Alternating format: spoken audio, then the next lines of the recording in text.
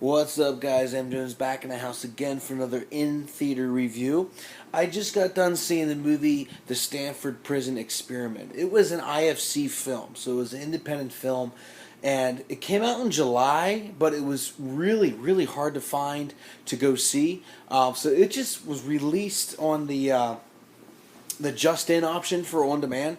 So I finally was able to watch this movie. I talked about this, I think, a while back that I really wanted to see it, and I never found out if it was going to be released where I was at, location wise, and it wasn't released anywhere where I'm from. So I finally was able to watch it at my own home, which to me, because it hasn't been released on Blu-ray yet, it's still considered, in theater. So that's where I get that from. So this movie was based on the infamous true story. This actually really happened. The Stanford Prison Experiment happened in like the 70s, in the late summer, sometime in August, in the mid 70s, something like that. And it was about a doctor, PhD guy who wanted to write about the habits that prisoners take upon themselves, and also prison guards take upon themselves once they basically formulate like an actual prison. And they just they just went to like a lab in Stanford and just made it like a classroom hallway area into like an actual prison. And they interviewed all these kids who signed up for it. They looked for like 24 kids to be guards and also prisoners. And they interviewed them and all that, and then they kind of just did their own random selection, flip with a coin kind of thing.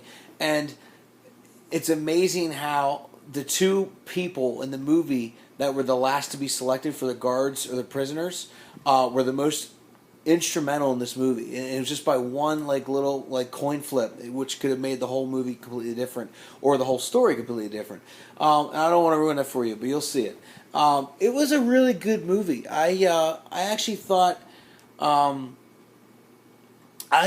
movie was a little slow at times, but because it was just kind of the same formula nonstop. These guards taking it upon themselves to really scare the prisoners, and it kind of got old after a while. But then I'd say about 2/3 of the way through, it got really interesting, and like, holy shit, these guards have lost their minds. They're just college kids, but they really just lose their minds, and they just are just horrible to these prisoners who are just, again, they're just kids in the Stanford University. They're not actually bad people.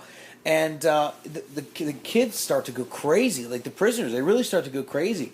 And they start to fight back a little bit. And then they get hit for it. They're not supposed to get hit. And it's just a lot of stuff happened in this movie that makes you think, wow, just the mind can only take so much. You think the mind can take more. It really can't take too much, depending on how fragile someone is or if they're not. I really suggest this movie. I really, really liked it. There wasn't a ton of big names in the movie. The biggest name in my mind, is just because of longevity of acting, is probably Billy Crudup. Billy Crudup he's always been kind of a character actor, B-list celebrity. He was in the movie Sleepers. He was like the actual PhD guy who wrote this whole experiment up. But I would also say another big name in this was Ty Sheridan, who was in Mud.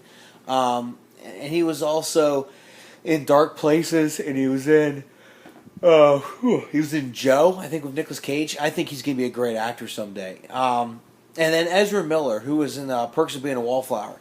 He was probably one of the main characters in this. I thought he was really good.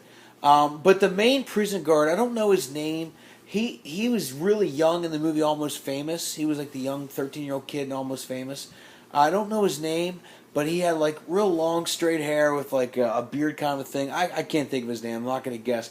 But he was a motherfucker. He was unbelievable. Like he the way he acted like this Southern guard, and he's not. He's like a California like good kid.